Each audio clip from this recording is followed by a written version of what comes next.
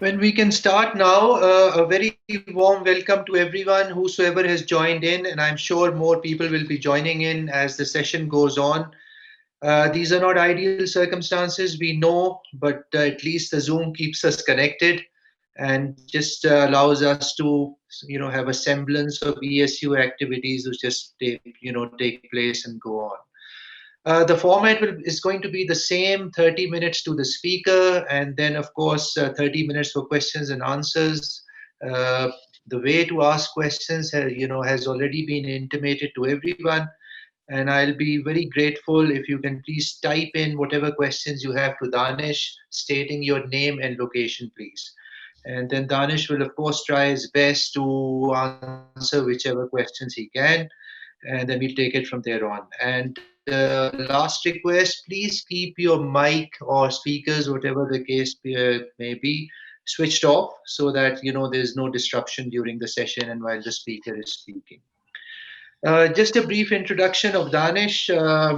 He's well known. Danish is a social entrepreneur and a CEO of Kaarvan Crafts Foundation with over 20 years of experience in the corporate and development sector. Danish has worked tirelessly to reduce gender differences by creating opportunities for marginalized women living in low income communities. Over time, Kaarvan Crafts Danish is the CEO there and he heads the institution, has touched the lives of more than 25,000 women in over 1,000 villages across Pakistan, delivering, of course, the impactful solutions to combat poverty and injustice, and then, of course, connecting them to skills and markets. Danish has been acknowledged by Prince Charles British Asian Trust and has also received the World of Difference Award by the International Alliance for Women for his outstanding contribution towards the economic empowerment of women. He is also the recipient of LUM's Vice Chancellor's Alumni Award, Achievement Award for 2019. So briefly, this is Danish's introduction, and then over to you, Danish. You can please take over from here. Thank you. Uh, Thank you very much, Kamal Saab, for the kind introduction. And very grateful to all the participants who've managed to take time to attend this session. The topic for today's session was how women empowerment has evolved over the past decade. Um, if, if not much has changed, one thing is for sure has evolved, that you will find many men standing for the cause of women empowerment during this time. And this session is one of the testament on that. I think that one of the major reasons for this development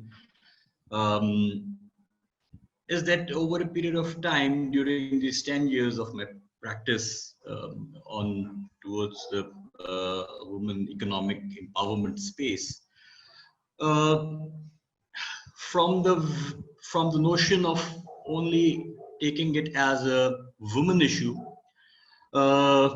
it's now being evolved or taken up as more as a human issue, as a human development issue.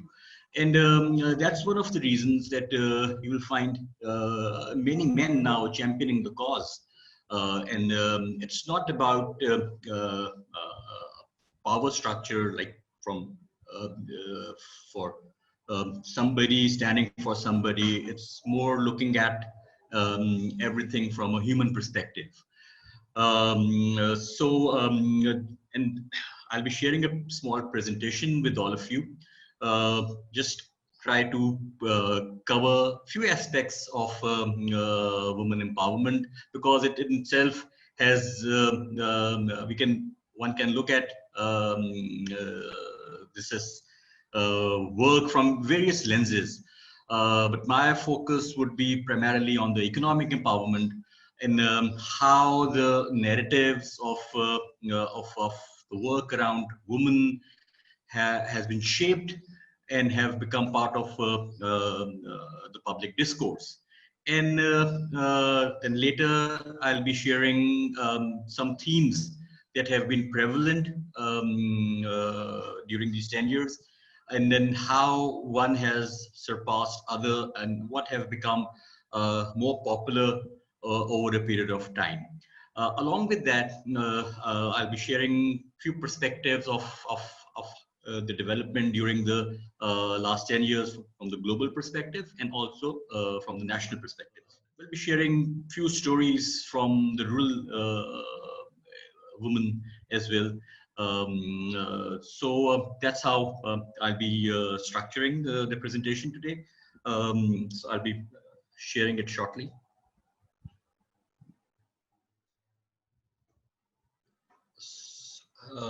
I guess everybody can view this. Is it visible to everyone? Yes, this is good, Danish. We can see it. Thank you. Yeah. So I'll try to wrap it all in 30 minutes so that we can take some questions around that as well.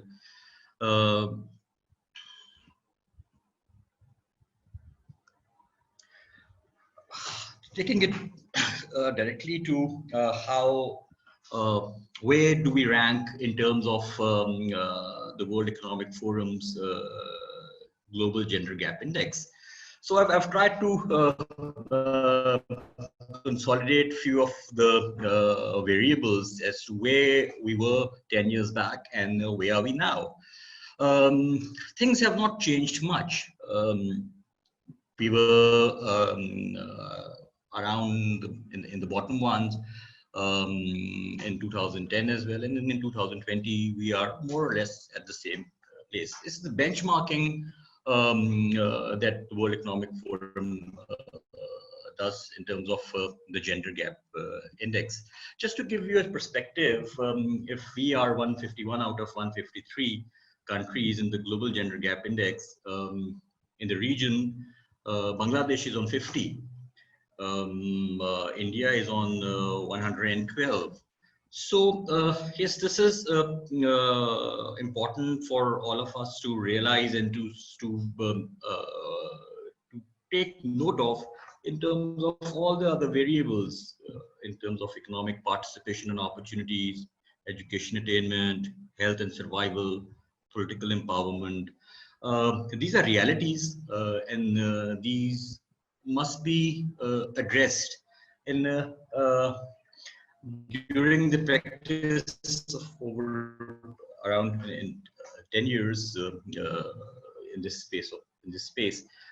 There are few methods to go about it as well. I think there's a, because these are the things that become part of the public discourse, the narrative around how to look at the country and how to look at Pakistan in terms of gender.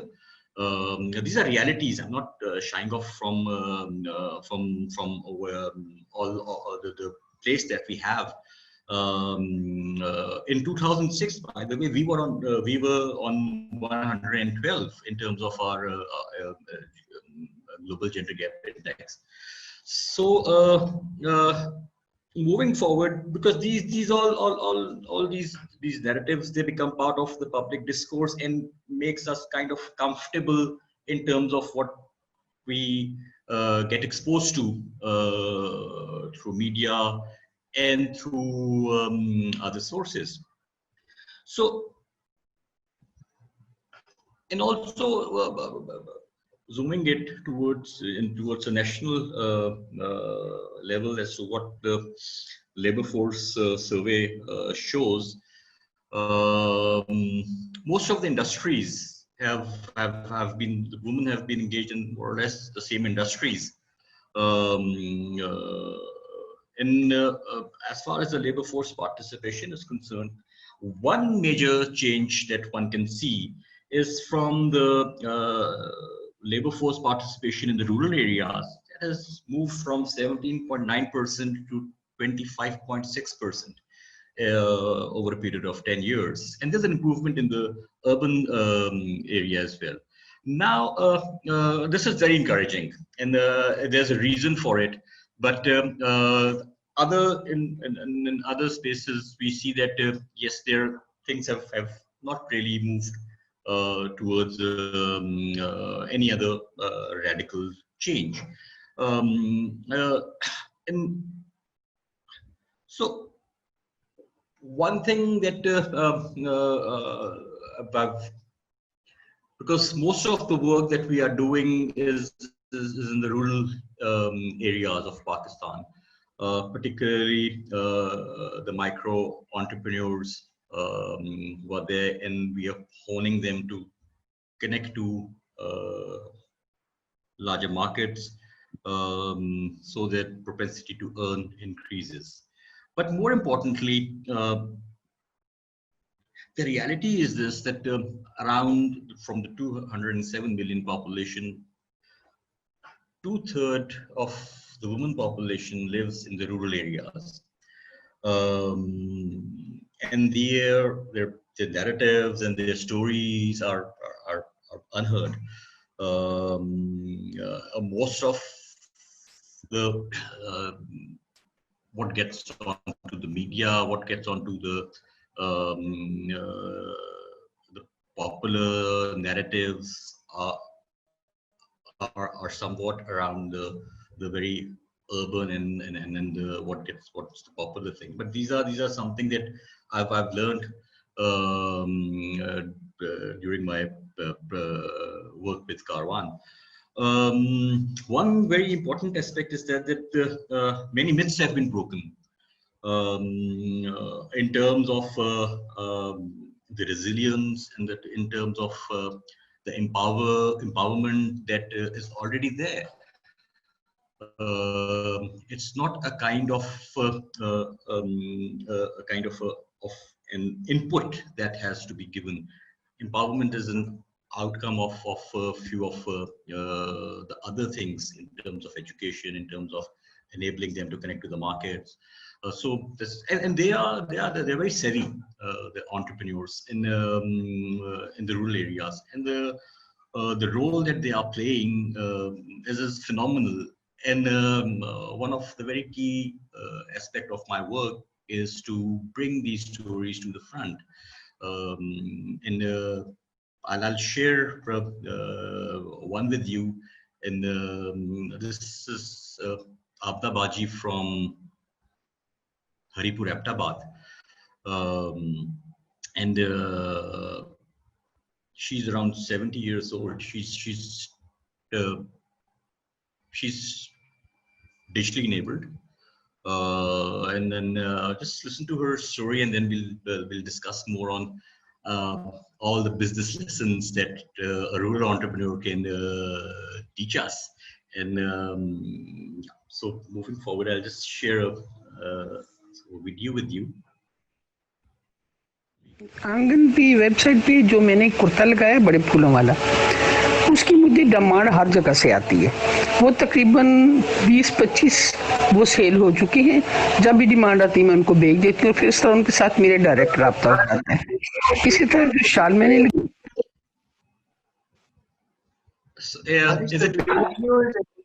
we have some international guests as well, so I don't think they'll be able to follow it. Maybe you can tell us the story yourself. So there's subtitles with that. It's with subtitles. Thank you. That's why I realized that. Subtitles. Yeah. I could hear. आंगन की website पे जो मैंने कुर्ता लगाया है बड़े फूलों वाला, उसकी मुझे डिमांड हर जगह से आती है। वो तकरीबन 20-25 वो सेल हो चुके हैं। जब भी डिमांड आती है मैं उनको भेज देती हूँ, फिर इस तरह उनके साथ मेरे डायरेक्ट राब्ता हो जाता है। इसी तरह जो शाल मैंने लगाई हुई थी आंगन पे, वो शाल भी मेरी बेतहाशा बिकती है, उधर से तैयार होके आती है, वो चली जाती है। और वो ये है कि जिस तरह उनको मैं शाल वो मुझे ऑर्डर करते हैं या वो ईमेल करते हैं, फिर मैं उनसे डायरेक्ट राब्ता कर लेती हूँ, राब्ता करती हूँ, फिर वो फ़ोन करके मुझे और भी चीज़ें फिर मेरी देखती हैं और फिर मंगवाती रहती हैं। आंगन से भी मुझे बहुत फ़ायदा हुआ है। तो वो एक पीस लगाती, 2 लगाती, तो लोगों को बड़ा उसमें होता कि अब ये हर रोज़ तो नहीं खरीद सकते। अब मैंने पूरी अलमारी की तस्वीर भेजती हूँ उनको, वो मुझे निशान लगा के देते हैं कि ये खोल के हमें बता दो। या तो उनको मैं वीडियो कॉल से बता देती हूँ, तो माशाल्लाह कोई भी फ़र्क मुझ पे कोरोना पे कोई फ़र्क नहीं पड़ा। मेरी पेशावर से लेके कराची तक उसी तरह सेल हो रही है, बल्कि ईद के बाद भी मेरी तकरीबन 25-30 हज़ार की सेल मेरी इन 2-3 दिनों में भी हुई है। ईद से पहले भी मैंने अपना टारगेट बल्कि अगले से ज़्यादा, पहले मेरी 1-1.5 लाख की हर महीने सेल होती थी, लेकिन इस दफ़ा तो माशाल्लाह 2 लाख के लगभग हुई है। तो मेरा तो काम माशाल्लाह बहुत अच्छा जा रहा है। एक तो मैं रेट मुनासिब लगाती हूँ, दूसरा मैं थोड़ा सा ये ख्याल करती हूँ कि कोई अगर गरीब है तो उसको थोड़ी सी गुंजाइश कर देती हूँ, तो उससे मेरा काम माशाल्लाह अल्लाह के फजल से बहुत अच्छा जा रहा है। जितना भी कम रेट लगोगे उतना सेल होगा। मैं 1 से 10 नहीं कमाती, मैं 2 से 20 कमा लेती हूँ। Reason for showing this very different side of what the Pakistani women, the unheard stories of these rural women are all about. So Abdabaji is like she's around 70, and the ability to learn the new skills is just shows that how the kind of approach towards the work that she has, and she is not only she does her work, and she is a mentor to the community as well. So many women in the community that she belongs to now looks up to Abdabaji to become like her. She's a community role model,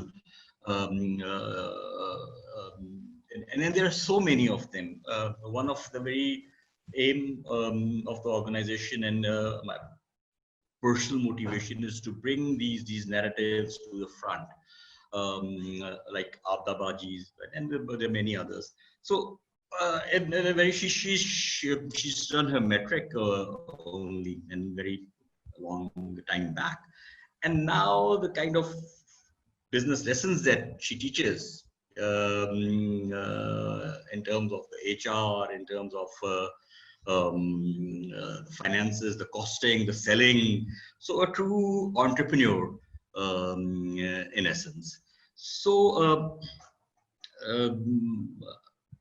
moving forward, and there are many of them that we have. We do campaigns around them and try to bring their stories to the front. We're documenting a lot of them. So yeah.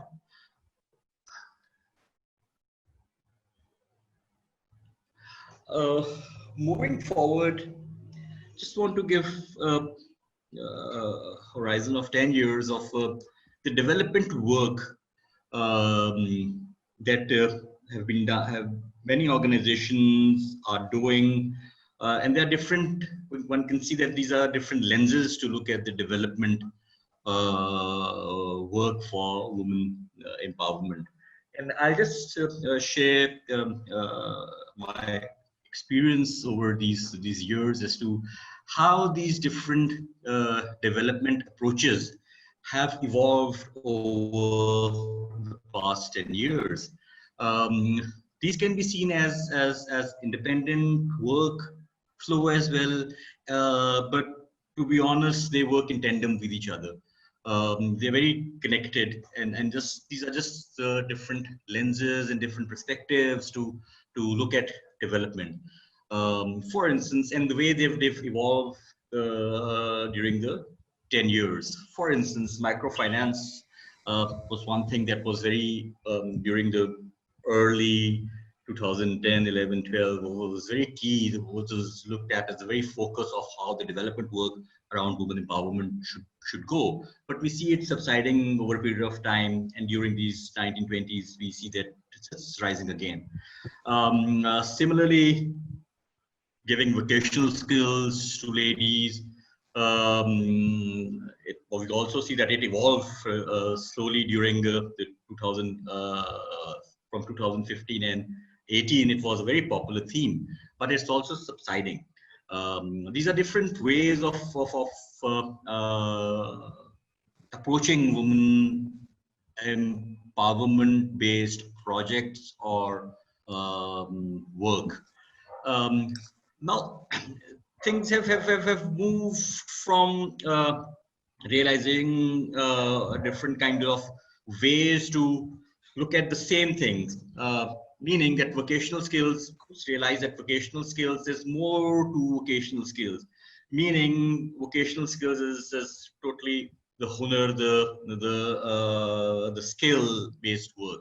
Now there are more to the development work that needs to be done, which is life skills, which includes not only the vocational skills, but the other skills important to remain relevant, to keep on going, which are more towards confidence building skills, which are more towards negotiation skills, which are more towards pricing, costing, and then these kinds of some work that would keep you going around along with the vocational skills. So that becomes a very popular theme, and going forward, this is coming. This would be the way forward in times to come. Similarly, market linkages, entrepreneurship. These were the two themes that were also popular. They've evolved over a period of time. In 2015-16, we see there's a rise in connecting the micro entrepreneurs to the market, which was considered as market linkages. But we see the very theme of entrepreneurship was broken down into life skills, into market linkages, because this entrepreneurship has a very broad scope. So we see a very decentralized, broken down approaches evolving in times to come. And then during these 10 years, and then also moving forward, these themes would evolve further. Similarly, social protection was one thing that was very was out before 2010. Yes, social protection was a very popular theme as to how the development should go. But lately, during these 1920s, again we see the SAS programs and these kind of things that they're moving towards more focus on the social protection aspect of development. One thing that is very important to mention here is the digital space that has been seen as one of a very important way forward in terms of how the development work would be seen, how the technology becomes available to the grassroots level, and how this can be used to further lessen the cost of doing business and opening up more markets for particularly rural entrepreneurs and persons and all and women who are engaged in other fields as well. So that's a very popular theme, and moving forward, this has been seen particularly in the COVID times. This has been seen as one of the very important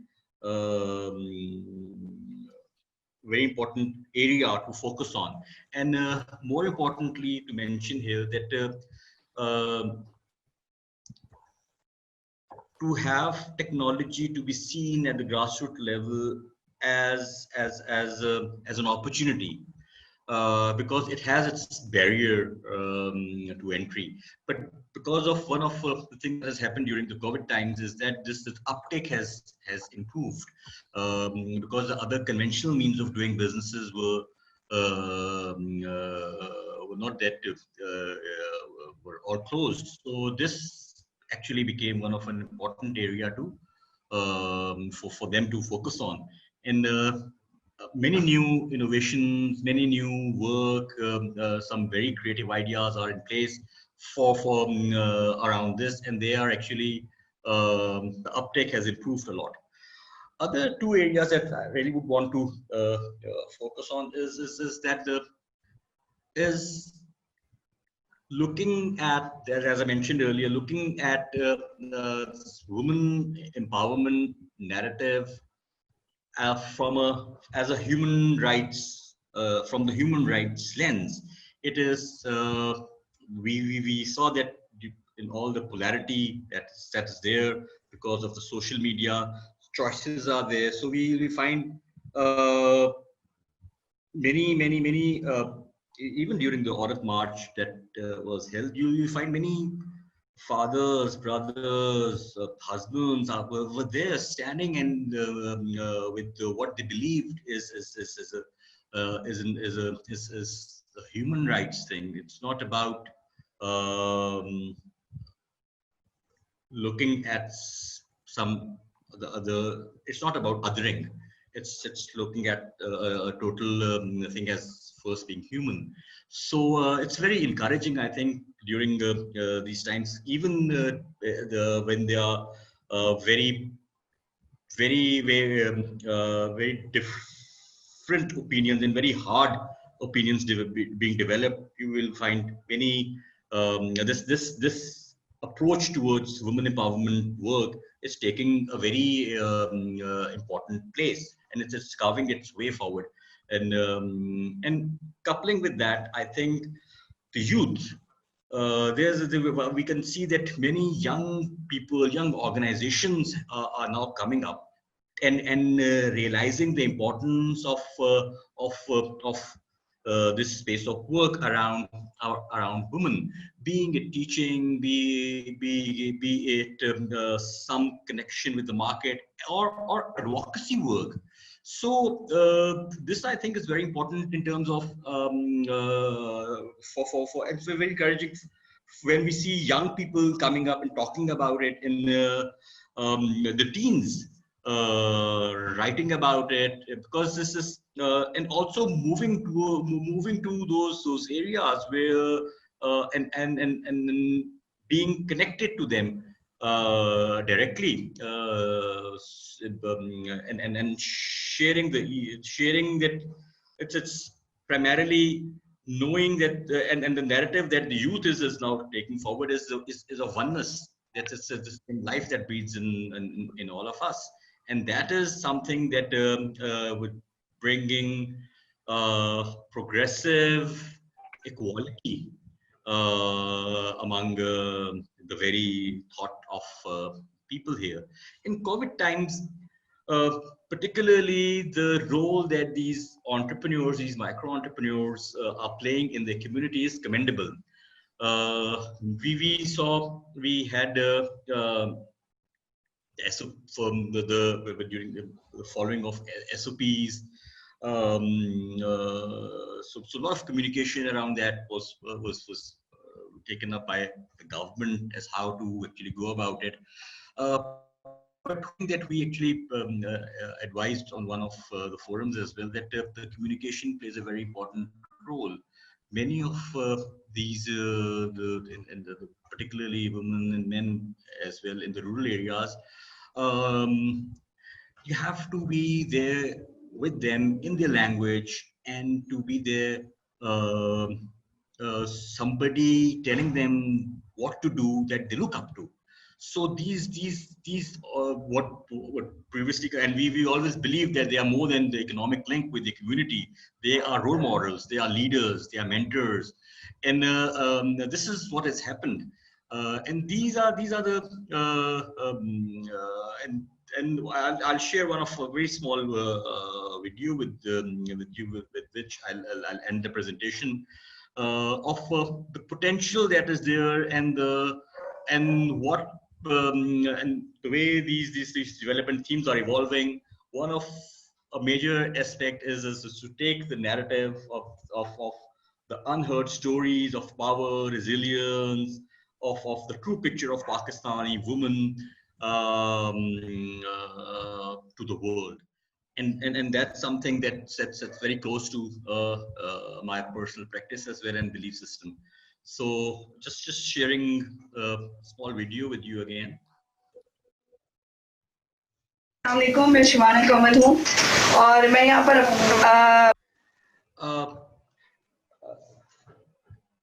Shabana Kanwal is a micro entrepreneur from Multan. A connection of getting work from the community workers, because these micro entrepreneurs belong to that community only, and they have they are somehow connected to the market. They were used to be at one point in time was a home-based worker, but their circumstances or their thrust to become or their opportunity, they looked at opportunity to connect to the markets and get work. They become part of that value chain where they could get work from the other market players, other players in the value chain, and give work to the community, to the ladies who some one way or the other could not get out of the houses, who are home-based workers. So so they become a kind of a more of role models for them, and they've risen to the occasion during these times. And then this is something that what Shabana Kawal would be sharing with us. मैं शिवाना कमल हूँ और मैं यहाँ पर एक बाजी हैं, ये भी हैं और वो भी बाजी हैं। ये लोग लोगों के घरों में काम भी करती हैं और कढ़ाई इनके हस्बैंड मजदूरी करते हैं। मैं लोगों को अवेयरनेस देने के लिए आई थी कि इन हालात में इन्होंने क्या करना है, और दूसरा ये है कि मैं इनके लिए थोड़ी सी मैंने फंड इकट्ठा किया था, तो वो मैं इन तक पहुँचाने के लिए आई हूँ। और बाजी तो आपको पता ना कि इतना वायरस आया, बीमारी आई हुई है, वबा है, पता है। हाथ धोने एक दूसरे को दूर रखना है, साबुन नाल अच्छे तरीके नाल मल के हाथ धोने, ठीक है। बाला दे हाथ बार बार धोवो, बाल या कैसे को टच करें देवे बाहरों आ देवे या बाहरों आके मुंह धो या टच करें देवे, उनके बाद साबुन नाल अच्छी तरह बाला दे बार बार हाथ धो और अपने धो, ठीक है। बारी तोरा गुजारा किवें चलता पे, बारी काम करें देवे के पोजीशन है तोरी? बस काम ते दिमाग से तबीयत खराब है, बुखार है, कान में गए वाला फोन के जगह के नॉन भाई पढ़ा देते हैं, भाई पढ़ा देता है ये आके हम हिसाब अपन कर के। अच्छा, बस पैसे देते हैं और ना से हिसाब कर के नहीं। अच्छा, तुम्हारी हेल्प करे तो मैं कोई काम शाम वाले चलता गाड़ी। अच्छा, और सारे घर ना मजदूरी करे ना जाहिर, वो भी घर बैठे, ठीक है। अपने बालों को एक दूसरे को दूर रखो, अपने आप को एक दूसरे को फासला रखो। सब तो ज्यादा अहम गल है कि क्या शय को हाथ लाओ, साबुन नाल बार बार हाथ धो। मैं तो एक वीडियो लिखेनी है सारी, बाजी ने साबुन हाथ धोने का तरीका दसा है, ठीक है, वो देखो और तुसा बार बार हाथ धोने। समझ आती है केड़ा तरीका होगा कि साबुन लाया, ई मला अच्छी तरह मल के उधर बाद वॉश कर ले, कम से कम 20 सेकंड सारे हाथ मल्ले वरने चाहिए। अपने वाला दी एहतियात करो। अगर कोई मसला थींदा तोरे चुके कोई सादा मसला थींदा है, रुकदा है, घुटन थींदी है, 1166 मेरा ख्याल है ये हेल्प लाइन है हॉस्पिटल दी, या 1122 वाले उन्हें को कॉल कर देंगे। समझ आती है भाई? तो पता है नहीं? जी बिल्कुल पता है। लिहाजा तुम उनका ख्याल रखें। To the end of the presentation, and with the resolve that times are tough and the situation might not be most fruitful for the country in terms of the challenges that we've faced during the recent times. Inshallah, we'll get back on the road to progress, and particularly women are the engine, are the drivers of the economy, and the realization, I think, globally, it's there. The very narrative is there, and also, most importantly, the youth is there, and I'm very it's very heartening to actually see a number of young people getting in touch with us to know, to get how to explore ideas, to explore spaces to work, and it's actually we learn from them now, because they're more tech savvy and they know how to reach out to the larger audience. So this is all from my side. Thank you very much, everyone. Thank you, Danish. Thank you indeed for this very insightful presentation. And I know there's a lot of work to be done.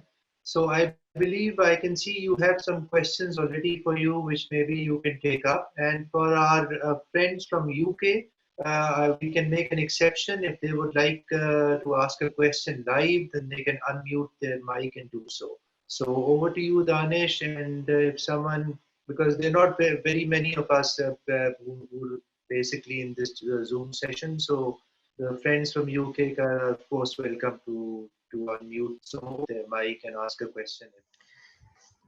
Yep, we've got a question from Kamal Saab. Said, can you please advise on why Pakistan slipped to 151 from 112 in 2006? And what can we do to address this? Also, please, if you can suggest specific policy measures that you would the Pakistani government to take. From 2006 to 2020, honestly, one can trace back the reasons for this fall towards I think a rise of from the human rights angle. I think there was sort of awareness around. There was, I think, Human Rights Commission of Pakistan did a lot of work to bring the atrocities, bring to picture and to of what the which otherwise got unnoticed. So that's a reality, because until and unless one knows the challenges, or one knows the problems in terms of gender-based violence, in terms of other discriminations that take place, one cannot actually address them. So knowing them is very important, and we've seen a rise of many organizations afterwards who now address it from the legal angle, from pro bono legal advice, because we've seen so many laws being promulgated after that. From 2000, during the 2006 onwards, we see a lot of, and that I think, but very woman-centric laws were developed. But the bigger question is it really reaching out to those who are in most need of those legal assistance? So yes, this is one thing that I think is very important, that we should have a very decentralized structure for these ladies to reach out to, particularly in the rural areas. And secondly, one very important question is to moving forward, how would we actually what policy measures can be taken? I think the ecosystem, which is a very entrepreneurial ecosystem, which is a very in the rural areas, I think one way to increase the earnings of those entrepreneurs is because these many are involved in the craft sector. These ladies, although agriculture is the higher side, but many are doing a lot of, they are multitasking as well. Many are involved in the agriculture as well, and also in the craft sector. It cuts across the rural areas of Pakistan, particularly the ladies. Now, and it's a very unique and very. It has to be seen as an industry. It's looked at as artisan, as handicraft, which has a very narrow narrative, very narrow perspective to look at some work that has the potential to become an industry. Now, how to make it an industry? I think there's lots and lots of organizations doing some fantastic individual work, addressing different themes and around the work that probably would increase the propensity for women to earn more. But I think some work has to be done from the top.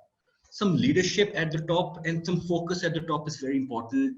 Some very relevant individuals, some very relevant the countries that have evolved, have become better in terms of their have done it through Bangladesh as an example, through women force. So yes, one thing is to have something at the make somebody at somebody relevant at the top, and also when because this industry is a very tourist oriented industry, this craft sector industry. I think for make these ladies to be better off their skills in terms of their service, volumes, quality, quantity. Government needs to be a buyer.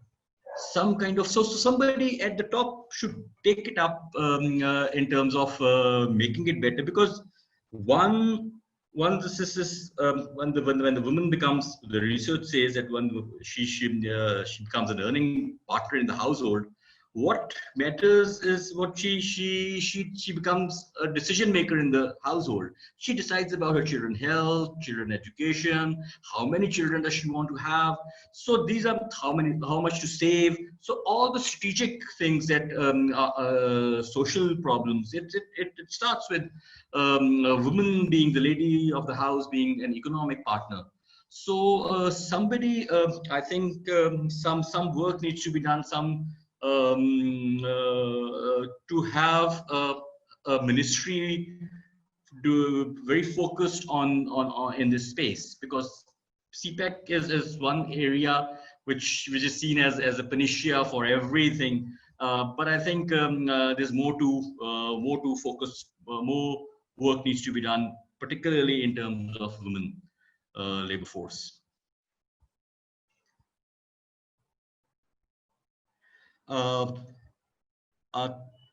Tariq Ikram Saab has another question. Kamal Saab, I hope I've answered your question. Or no, thank you, Danish. Very clear. Thank you so much.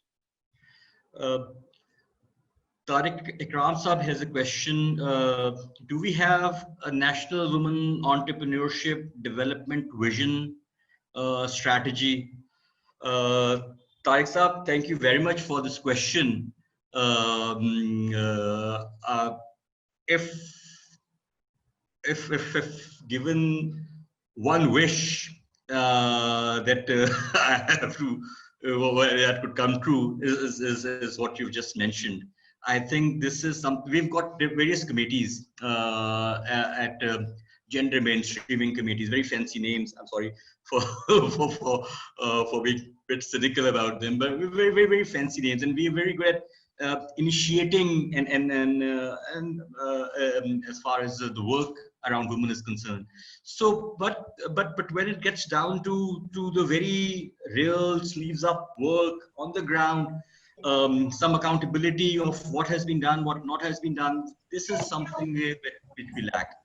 So very importantly, I think this vision has to be from the top. Somebody has to be on the top of the khasa to actually take. There's some, as I mentioned earlier, there's so much good work being done in the community, some community service work, and there is now a lot of momentum from the youth doing some work. So, and now it's time to actually have these organizations as to take advice as to how to go about it, but somebody from the top has to drive it. I don't know how it would take place, but I think some realization has to be there to have somebody very in terms of some ministerial power to drive it. So, if the Khassab, I hope I've answered. Can I just add a word or two if the host allows? Ji, please, Tariq Saab. Danish bhai, thank you very much for a very useful, informative session. मेरा थोड़ा सा experience है इस area में, because I was the chairman of the Export Promotion Bureau from year 2000 to 2008, and when we developed the export strategy for Musharraf, so one of the 5 elements of the export strategy was development of the women entrepreneurship. So उस वक्त भी यही हाल था कि कोई national vision, कोई national policy थी नहीं, and the impact that could be made into this financial and cultural challenge. It's a financial and cultural challenge. तो वो impact मुल्क के अंदर बड़ा gradually, slowly, through NGOs, through individuals हो रहा था. तो strategy के अंदर हमने जब किया, तो हमने practical steps ये लिए कि सबसे पहले हमने कहा कि हमारे कितने women entrepreneurs हैं. तो तकरीबन कोई 117 women entrepreneurs निकली, मगर जब हमने उनके बुरके उठाए तो पता लगा कि अंदर लड़के हैं, अंदर मर्द हैं सारे, और वो जो स्पेशल इंसेंटिव्स थे उनको लेने के लिए वो अपनी बीवियों को, बहनों को, बच्चियों को आगे कर देते थे, और वो तो जो एक्चुअल women entrepreneurs निकली वो 11 थी. उसके बाद हमने उनकी ट्रेनिंग वगैरह करवाई और उनको ऑलमोस्ट 75% डिस्काउंट दिया एग्जीबिशन में पार्टिसिपेट करने के लिए. 75% ट्रैवल को हमने सब्सिडाइज किया, एंड माशाल्लाह by the end of 2008 we had 178 or 179 women entrepreneurs who were actually producing goods and actually transacting business with even large stores like Selfridges, etc. मेरा point कहने का ये है कि ये, I mean, obviously the intent is very good, but the intent to be translated into a national impact will, as one thing, yeah, as you said, somebody at the top. Unfortunately, वो top पे इमरान खान ही है, और वो कितनी चीज़ों को खुद own कर सकता है. तो the minister has to deal with it. तो एक तो national vision और उसकी commitment with all NGOs वो चाहिए है, और दूसरी चीज़ चाहिए कि उसके लिए जो funding है वो चाहे national नहीं तो USA दुनिया भरी पड़ी है women entrepreneurship को fund करने के लिए. तो ये 2 चीज़ें, और तीसरी चीज़ ये है कि मैं हमेशा believe करता हूँ focus में. आप सबसे पहले 200 ख़वातीन पिकअप कर लें या 2000 पिकअप कर लें, and do something about it and make it as an example of how they have flourished, and then things will catch up. That's the only thing I wanted to add. Thank you. Thank you, Ram Saab. Very relevant. I think couldn't have worded it better. Focus is the key towards the development work, and particularly the export-related work that many of these even the women entrepreneurs are taking up. During these times, some digital enablement has actually provided more opportunities to be better, to showcase their products to the world. It's taking shape. Yes, I think, and more importantly, some kind of events that the local skills, local scale, instead of experimenting, because we have a in the space that we're working in, the quality and the volumes and the commitments, we're very careful about particularly these. So focusing on few very good making them role models, and to have a very, I think, a very key area is to have a very decentralized way. When we see that particularly in the we're running out of time, and you have two more questions, one from Nuzhat and one from Iftikhar Sahab. So if you can please take those as well. Yeah. Okay. Iftikhar Feroz Saab has a question that our population growth is around 2.9%. Government does not have enough funds for education and for vocational training. I don't see any mechanism working towards women empowerment. Question is where Pakistan stands in 5 years' time. Iftikhar Feroz Saab,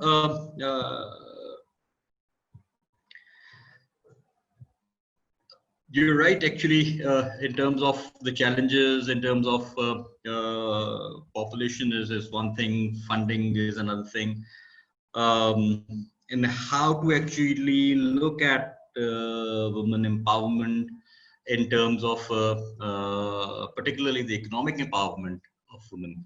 So, as Tariq Saab mentioned earlier as well, there are lots of funding organization which are there. DFID, Pakistan is one of the largest recipient of DFIDs. Up now it's being merged with the other organization in UK. But nonetheless, so there's a lot of funding other than government funding is there. Just need to have the organizations and also to those who source opportunities should be there, and also some very vibrant organizations, some government organizations have evolved over a period of time. Punjab Skill Development Fund is one of them. There's one in I think TDAP is doing a lot of work in Hunza and Gilgit-Baltistan nowadays. So and Sindh is more organizations, more organized work. Some, but the government level there are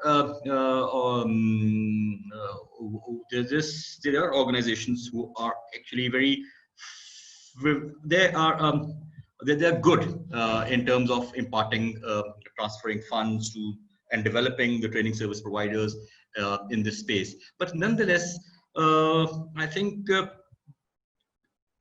the case that I try to put forward is that the rural areas, the ecosystem in the rural areas, entrepreneurial ecosystem in the rural areas is there. And many of them, as I've shown in the two videos that many of them are already there. It is just to make them to showcase their work and showcase their stories to the world. And honestly, when they work and and when they get showcased, because in the development world, marketing is a big no-no. You have to have other jargon as to creating awareness. So you see, there are very good corporate values that needs to be incorporated. You have to have good human resource in this space to actually take this forward. In 5 years' time, I'm very hopeful in terms of the number of young organizations, the youth, the volunteer work that is taking place in Pakistan. So in 5 years' time, we'll be better off. We'll have more discourse around the challenges, and it's very important to have these issues being put forward for public discourse. People should talk about it. That's how they would know it. And we've seen the change taking place during this time. Iftikhar Sahab, I hope I've answered your question. Thank you, Danish sir. Thank you. Thank you very much. Ma'am, Nuzhat Salim has put forward a question. Women need support in the way of childcare assistance, health, transport, etc. How are you addressing these issues?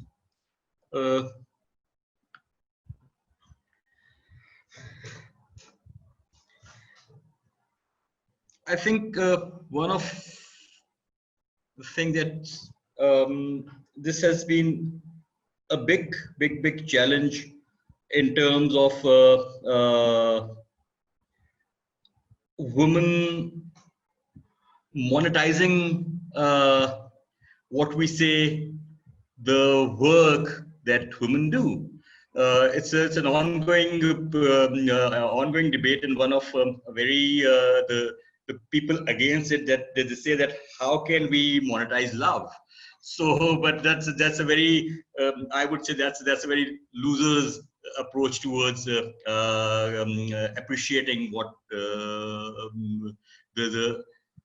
what women do. In terms of these childcare and healthcare assistance that these ladies require, I think one of the important legislation that is taking place is to have men also have for the paternal leaves, because they should also participate. We believe that it's not only the biological difference between men and women, and both can do everything. But then, in terms of the healthcare, in terms of the childcare, it's a big challenge.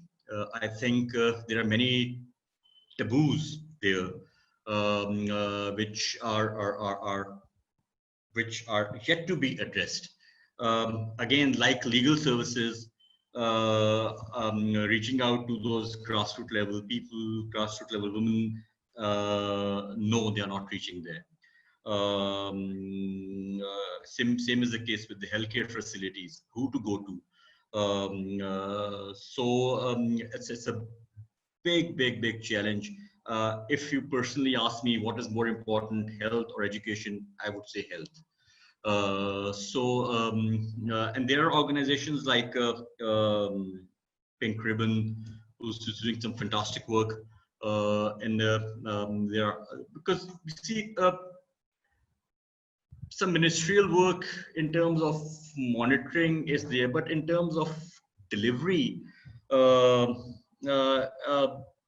it's a challenge. I think in times to come, what has happened is that it has become more prominent in terms of the discourse.